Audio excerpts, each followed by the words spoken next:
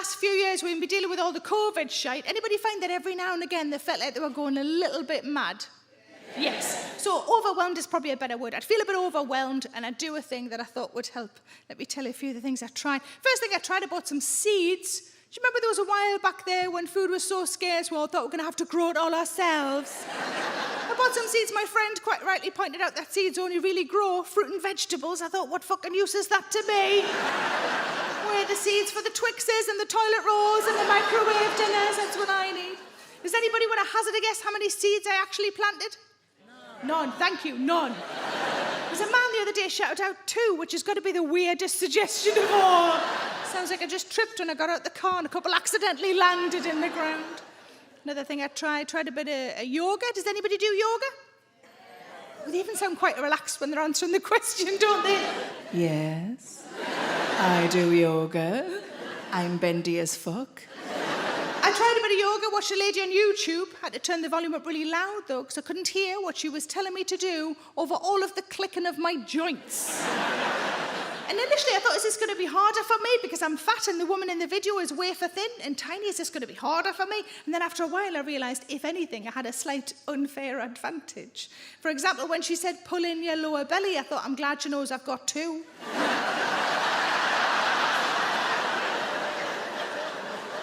I found a way to make planking a lot easier. Do it naked, tits and belly hit the floor, a lot less to hold up.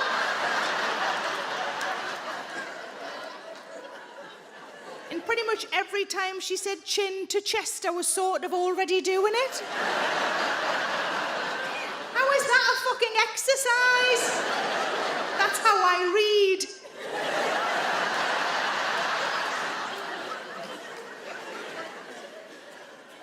Another thing I tried. Give me a woo if you've heard of the Couch to 5K app.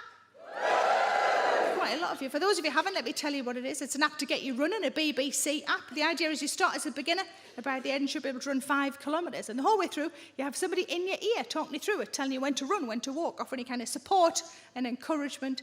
And of those people, there's quite a few people you can choose from. One of them is Olympic gold medalist Michael Johnson. And another one is me. How the fuck did that happen?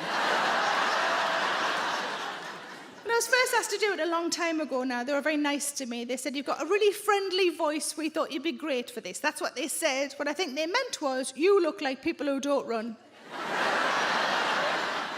When I recorded it, I said, can I mix it up? Can I change it round? Can I put my own words in? They said, no, it's BBC, it's health. It's very important you just stick with what's written. All I was allowed to do is put in some well-done flowers and well-done pets. That's all I was allowed. All I really want to do on the bit where it says, and now have a snack, such as a banana. Really quietly underneath, I just wanted to go, muffin. So that you knew it was definitely me. And in case we were worried, I was safe. It's good to know that. It's good to know. But pretty much every day, somebody on social media will send me a message saying they've started it, or they finished it, or they're in the middle of it, and they never thought they could run, and now they can run, and they love it. And on one of my overwhelmed days, I thought, if it's working for all of those people, maybe I should be giving it a go. And then I thought, should I use my own voice? I couldn't work out if I'd find it inspirational or really fucking irritating. And the truth is both. Some days it would say things like, you're doing really well, I'm really proud of you. And I'd be like, I am doing really well. Thanks for being proud of me, past me, sitting on a sofa eating a fucking biscuit. Then other days it would say, well, if that went well, why don't you run a bit faster? And I would say, why don't you fuck the fuck off?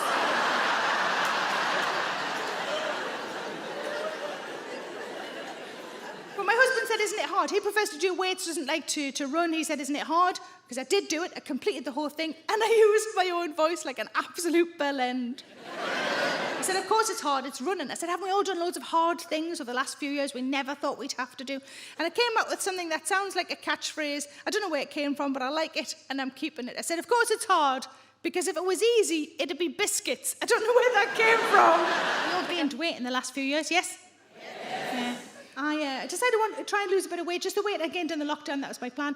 And most people, when they decide to lose weight, there's something that starts them off, spurs them on, kind of keeps them going. Maybe there's a holiday photo and they don't quite like how they look in it, or maybe they're sitting in a bath of gravy and it's not even for children in need. For me, it was when I sat in a public toilet and the sanny bin opened and I hadn't asked it to. Did you want me? No, but my arse cheeks seem to disagree. But I tried really hard, and I lost 2 stone. That's all right, isn't it? I lost 2 stone, that's pretty good. That's very kind of you, thank you. I said 2 stone, it was the same half a stone 4 different times. Nobody gives a shit if you tell them you've lost half a stone. Everybody knows it's just 2 big dinners and a chocolate orange and the fucker's back on again, isn't it? But I've always had a belly, even when I was much, much slimmer, I've always had a belly. I always get offended when people think that this is pregnant, like I would ever let a pregnancy get this far. No! But I did a thing the January before last that I think a lot of people do, especially in January. I downloaded a diet app. Now, the phone I was using at the time was a thumb recognition phone. It didn't immediately recognise my thumb, it just kept juddering. And first of all, I thought my phone was just really clever, and it was like, it's a diet app, we've clearly been stolen. And then I looked at my thumb, and it was just covered in biscuit. So I licked the biscuit off, so I thought it might be my last biscuit in a while, and I downloaded the diet app. What came with the diet app was a WhatsApp group of other participants. It was open to all, but my group happened to be all women. And it was so we could support each other and help each other. Everybody knows diets are hard and a bit shit. Also in the WhatsApp group was a nutritionist who was no fun at all, it transpired. One of the women in the group asked a question of the rest of us, a perfectly reasonable question, especially on day 1 of a new diet. She said, I'm having trouble with my sweet craving. Can anybody recommend something that isn't bad for me but will help? And one of the other women responded almost immediately. And she said, I usually find a mug of hot water with 1 small drop of lemon works for me. And I just thought, I'm not going to make it to the end of the week. My suggestion was going to be half a Twix. And the nutritionist, she was called Poppy. Of course she fucking was. She said, can I just chip in? And I misread it. And I was like, chips, hooray, nom, nom, nom. She said, just brush your teeth, that fixes everything. And I thought, that's so unhelpful. The only thing that would help is hunger. If I could eat me fucking toothbrush, because I'm so hungry right now. You daft cow. Cows. There were some recipes that came with the diet. I tried one of them. It was how to make banana pancakes out of almost no ingredients. First time I tried them, just looked like vomit in a pan. Second time, managed to make them look a lot more like pancakes. And I was so excited and a little bit lightheaded from all of the hunger that when I ran from the kitchen to show my husband, I tripped and the plate smashed on the floor. But because it was a really low point in the diet for me, let's call it day 2, I ate them off the floor. Then I had to check to see if the fragments of plate and cat hair I'd also ingested counted as my sins for the week. One of the women in the group got told off as an adult, got told off for eating goji berries. If you've never had goji berries, it's like chewing elastic bands. She got told off because goji berries are full of natural sugar, not really allowed on this plan. She wasn't having Coke or Pops with cider poured on. She was having goji berries on her bran flakes, some sad sprinkled on some more fucking sad. I got told I called it a diet. What I actually said was, I fucking hate this diet. We don't like to call it a diet. We prefer to call it a way of life. So I said, I fucking hate this way of life. She was right, though, because it was also my way of life from the 3rd to the 5th of January. I started to ask questions. You got a nutritionist at your fingertips. Why don't you try and learn something? I said, I've got some questions for you, Poppy. Is that okay? She said, fire away, anything you like. I said, I've had a cherry. Now, I thought it was okay because it's fruit, but now I'm not so sure. It's on top of a bakewell. Is that okay? I've had an apple. An apple's full of natural sugar as well. It was surrounded by something called, what was it called? Crumble. Is that all right? I've had a banana. A banana's allowed. I mean, I ate it out of a stripper's crotch. Is that all right? She said that was fine. The next thing, it was covered in cream. I think it was cream. I couldn't be sure. It was dark.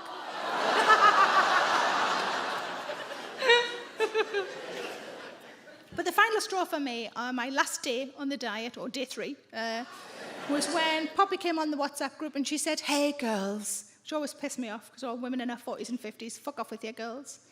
Hey, girls, can I just check if you all definitely challenged yourselves this week? And I was the first to respond. I said, I've challenged myself, Poppy.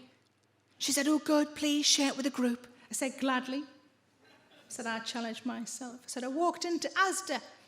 I went to the whoops section. I found 2 Belgian buns that had to be eaten by midnight, and I fucking did it!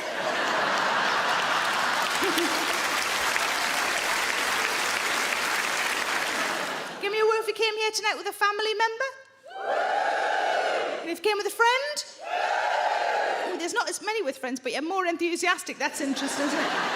The people who came with a friend, is anybody in a really long friendship? Give me a wave if you are.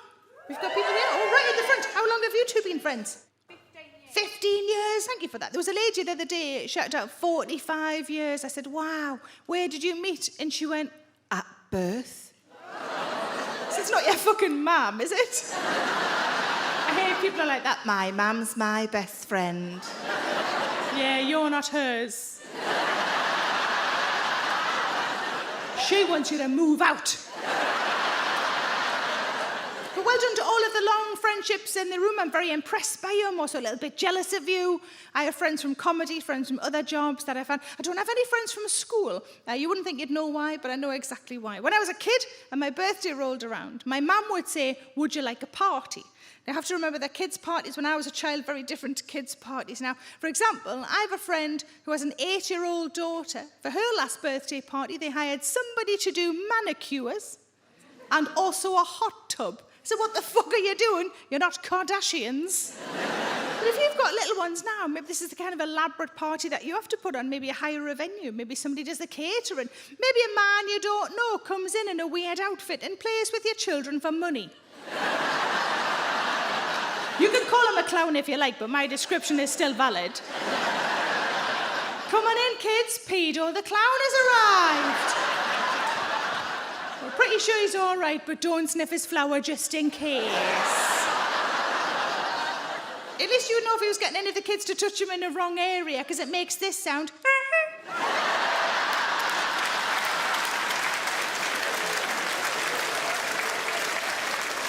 I fully expect at some point on this tour to start getting really angry emails from clowns, which I will then forward on to the police. I found another one for you. You're welcome.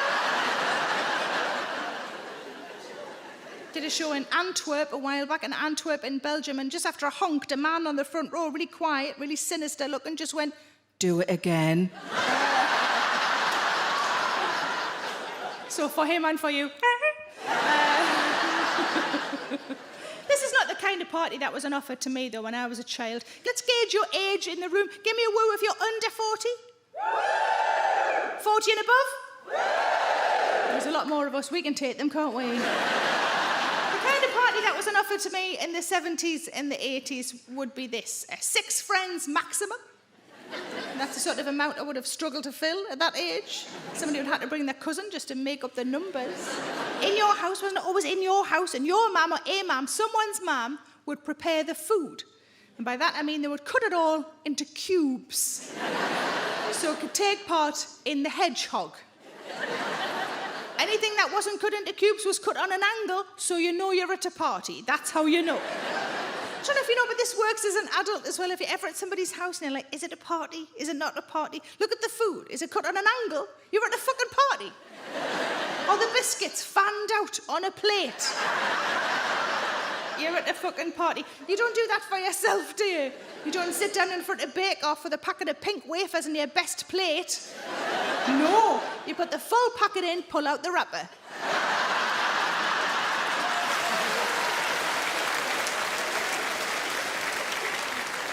There'd also be party games. When there'd be party games, one of your toys would be wrapped up several times and passed around until some other fucker takes it home. Someone would piss themselves, wouldn't they, always? Usually the same child at every party. And you'd all go home with a little bag of crap. That's a kid's party, isn't it? The 70s and the 80s right there. The other option, if I didn't want a party, would be this. So I'm from a place called South Shields. South Shields is near Newcastle. And in Newcastle is a department store called Phoenix, quite a fancy department store. And I had the option, if I wanted to, instead of a party, to go to Phoenix for the day with my mum, just the two of us. We go to the restaurant, which was not fancy. Any restaurant that starts with your own tray is not fancy.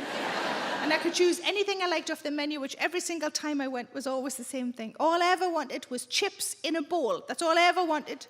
Because to me, the height of luxury was being able to have nothing else with your chips but other fucking chips. Then we'd go to the toy department, I'd pick a toy, and we'd go home. Every single birthday I had as a child was spent in Phoenix. I never said yes to a party. I chose Phoenix over friends. Some would say chips over friends. Still sort of doing it now, and I regret not a fucking thing. But every time I was invited to somebody else's birthday party as a kid, I always went. It's rude, really, isn't it, to go to others' parties, never have one of your own. I'd go to the party, I'd eat the cubed food, I'd win a prize. Piss myself.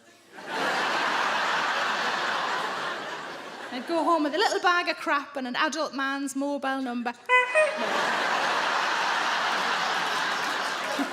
I bought this dress, many reasons, but one of them is that it's got fucking pockets. How you make a woman happy, isn't it? Show her something with pockets. This is what feminism is to me, because I could be scratching my fanny now, you'd have no idea. But I've got a friend who's got dungarees and they've got pockets everywhere and she looks amazing in her dungarees and I'm so jealous and I keep thinking, should I get some dungarees? But she's a lot thinner than me and I've got a horrible feeling I just look fucking pregnant in them. And that's what I said to my husband. I said, I think the only way I could get away with dungarees is if either I lost loads of weight, it's not going to happen, I can't be bothered, or I wait until I'm so old that I couldn't possibly be pregnant. Which these days, because of fucking science, is about 70, isn't it? Thanks, fucking science. My husband went, oh, and I thought, oh, he's got a good logical brain. He's thought of a third solution. He said you could just wear the dungarees, but always carry a paintbrush with you. Said, no, in Milo, people just point and go, look at that fat old lady preparing the nursery for her unborn child. We're heading on for my favourite time of the day, which is bedtime. Fucking love sleeping. I don't, however, sleep naked. Give me a word if you do sleep naked. And if you don't? The main reason I don't sleep naked is we've got a cat who's an arsehole. And if your toes are popping out the end of the duvet, he will nibble on them. Imagine what he'd do to me, Fanny. I'm not risking it. Not risking it. But a while ago, a friend of mine rang me one day laughing. She was heavily pregnant at the time. She rang me to tell me the hospital had been on the phone, and they said that when she came in to give birth, she was to bring a nightie, and she thought this was piss funny. She said, who even wears nighties these days? And I didn't say anything, but I wanted to say, me. And then she said, where would you even get a nightie from these days? And that's when I snapped and said, Marks and Spencer's, you fucking idiot.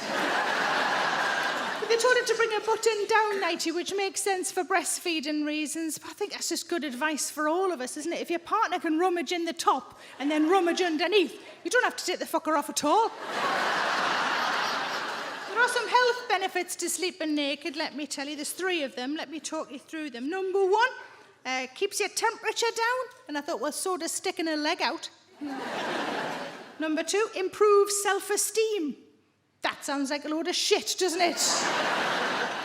I don't think it would improve my self-esteem if my husband rolled over to see me lying there with a chin full of tits.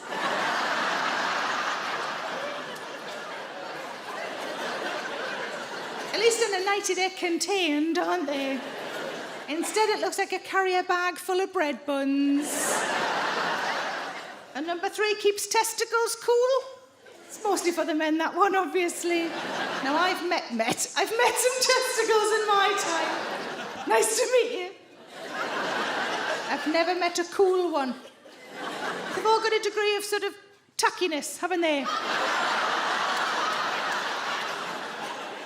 Like you're waiting for them to dry. But I've got a nice tradition. I like to get new pyjamas for Christmas. Does anybody else do that? Yeah. So last November, I went around various department stores to have a look at what they had by way of new stock in the pyjama department. It wasn't great, if I'm honest. I would say half of them were fleecy. That's the noise that women make when parts of them are hotter than the sun. Nobody wants thrush for Santa coming, do they? No. The other half had slogans across here. I'm 47, fuck off with your slogans. I saw 2 slogans. One said, it's Prosecco o'clock, which I don't know if you know is not an actual time, just a fancy term for alcoholism. And the other one said, there's always time for a brunch. And there's not, is there? Sometimes it's just you and some Weetabix, and it's pretty fucking sad. I thought, if they want slogans, why don't they have realistic slogans? So I had a think, and I've come up with 3 ideas. I am going to pitch them to the department stores, but I wanted to run them by you first. Is that all right? Yeah. Okay, so here we go. 3 realistic slogans for pyjama tops. Here we go. Number 1, don't come too close. I've worn these as clothes for 4 days. Did that one? Did that one? Number 2, that's not a pattern, it's tomato soup. And number 3, if I'm honest, the top smells better than the bottoms.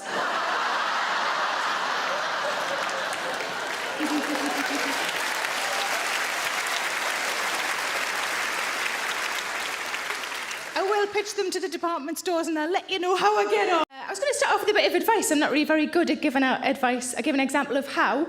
I was in a supermarket and I saw this young couple wandering round, and the girl said to her boyfriend, "Have we got everything?" And he said, "I think so." And I looked in their basket and all they had was a bottle of rosé and a cucumber.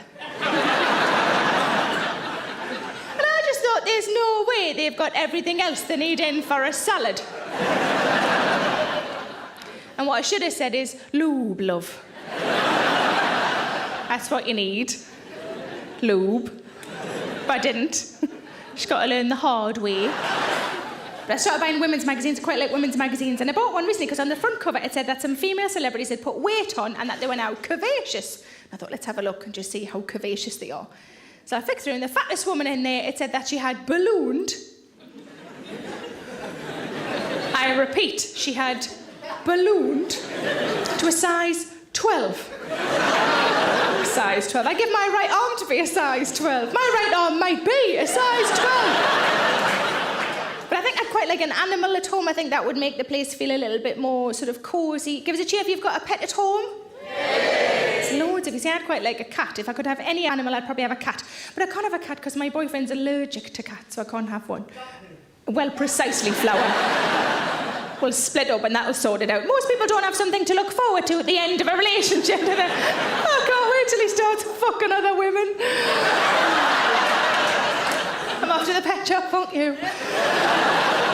But if I did get an animal, I'd have to be careful, because whenever I had animals as a child, I always loved them a little bit too much. There's a name for people like me. It's a hamster squeezer. Look at his little face. When I was about 7, I had a little dog and I loved it so much. Have you ever stroked a dog so hard you could see the whites of its eyes? Then when you stroke along its back, its little back legs buckle because of the pressure. I do worry about my boyfriend. Because I love him so much. Love him so much. No. Look at his little face. Is Spunk supposed to be red? No. That's a great reaction. The women are laughing and the blokes are going, "Don't do that, that's not fucking funny." Now is probably quite a good time to tell you that I'm a lot ruder than I am on the telly. So brace yourselves.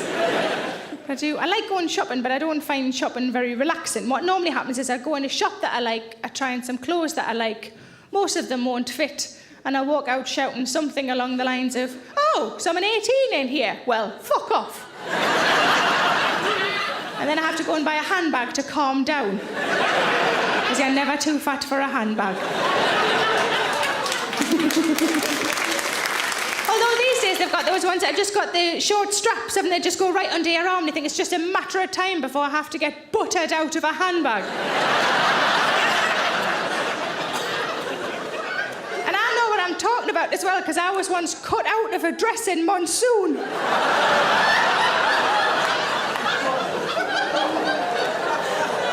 That wasn't my favourite day. The lady said, "I'll just go and get the scissors. Why are you crying?" "Because I'm going to have to wear this dress for the rest of my natural life and I don't even know if I fucking like it." But I have developed, people call it a muffin top if it hangs over your jeans, don't they? A muffin top. I don't really like that name, so I've started calling mine my cake shelf. It's nicer, isn't it? Because it sounds like a good place to keep your cake. Somebody said to me, "Are you pregnant?" I said, "Only if I've been fucked by Mr. Kipling." And yes, it was exceedingly good. But I tend not to see my friends of an evening because I work most nights. So I see my friends, we go out for lunch, and I really like it. I like going out for lunch with my friends. Went out with one of my friends, she's lovely, but she's a bit of a moaner. Went out for a perfectly nice meal. She complained about the food, so we had to send the food back. And I made some hilarious remark about how the chef's now going to go and wank in a soup. She came out with the best answer ever. She just went, "Oh, good, I haven't had sex in ages." I thought, surely she doesn't think that merely ingesting spunk is the same as having actual sex. If only it was that straightforward. You know, when you can't really be bothered, just bung it in a smoothie, I'll have it later on.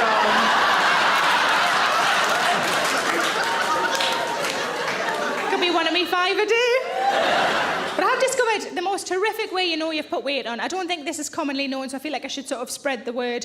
This happened to me in January, and it is genuinely upsetting. Where my boyfriend lives is a block of flats, and round the back of the block of flats is a car park. In order to get into the car park, you have to go through like a barrier, like an arm that lifts up when it senses a car is near.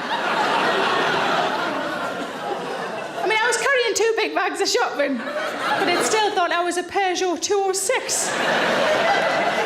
But I've been buying myself some new knickers recently. I love it. Whenever I buy knickers, I always buy daft knickers. They've always got like cakes or cats or stars or hearts or slogans, that sort of thing. Generally from a supermarket, occasionally from Marks and Spencer's, if they've got an offer on. Oh, 3 for a tenner. Try and fucking stop us. But one of the supermarkets has recently had a range of superhero knickers. And they're awesome. And I've got enough pairs now that I can be invincible for 5 days in a row. And I rang my sister because I thought she'll want to know about these. And she said, "Well, what sort of thing have they got on?" And I said, "I've got some with Wonder Woman on and some with She-Ra on." And there was a little pause and she went, "The footballer."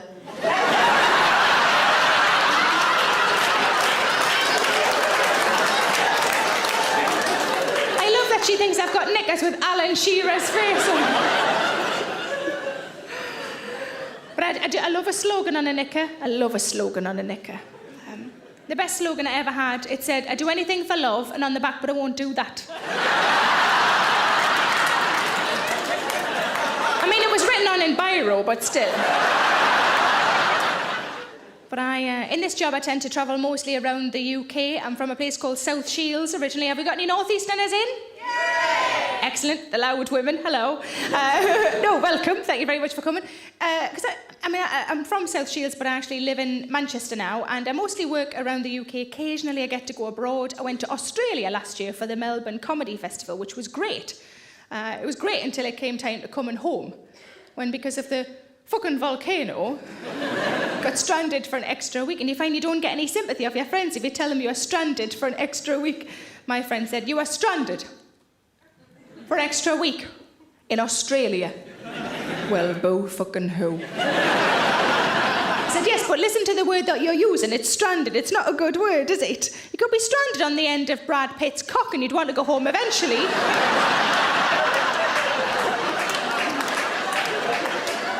I mean, after a week or so, obviously. For snacks, if nothing else. I think that explains why his girlfriends are always so skinny. Doesn't provide enough snacks. But while I was in Australia, I got a phone call from the fraud department of my credit card company inquiring why I was spending quite so much on my credit card. She said, "Can I check a couple of transactions with you?" And I said, "Of course you can." The first one was a cash point withdrawal, and I had withdrawn the money, so that was all above board. The second one, she said, "You spent £102 in a place called Holt's." And I went,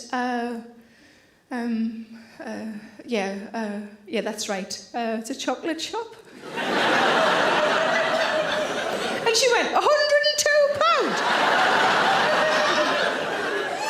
And I went, "Yeah, it was for presents."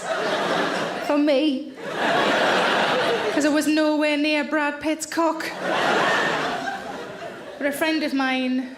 actually, no, I'm not going to call him that. It's not appropriate. I'm going to call him a male acquaintance. Let's do that. A male acquaintance of mine with whom I have never had a dalliance said to me, "You know what? If you lost a couple of stone..." I said, "The rest of this better be a fucking equation."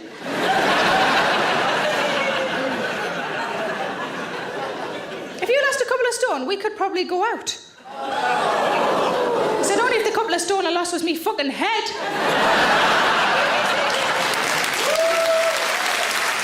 My nickname is the cake pigeon. It's whenever I walk past a cake shop, whenever I press myself up against a cake shop, I go, ooh.